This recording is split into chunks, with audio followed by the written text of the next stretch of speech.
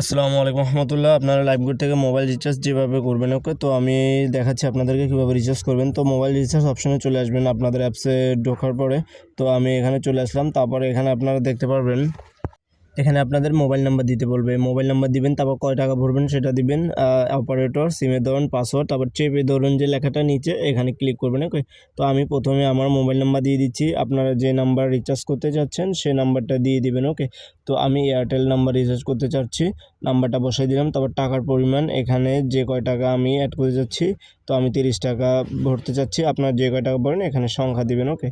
তো এয়ারটেল, তারপর operator Airtel দিয়ে দিবেন, তারপর পোস্টপাইড সিমের ধরন দিয়ে দিবেন, তারপর আপনার যে পাসওয়ার্ডটা আছে সেটা দিয়ে দিবেন, ওকে। তো আমি পাসওয়ার্ড দিয়ে দিচ্ছি, আপনারা আপনাদের লাইভগুডে পাসওয়ার্ড দিয়ে দিবেন। তারপর চেপে ধরুন, নিচে দেখতে পারবেন নাম্বারটা আরেকবার দেখে নেবেন প্রয়োজন, তারপর চেপে ধরুন অপশনে ক্লিক করবেন, ওকে। তো আমি চেপে ধরলাম।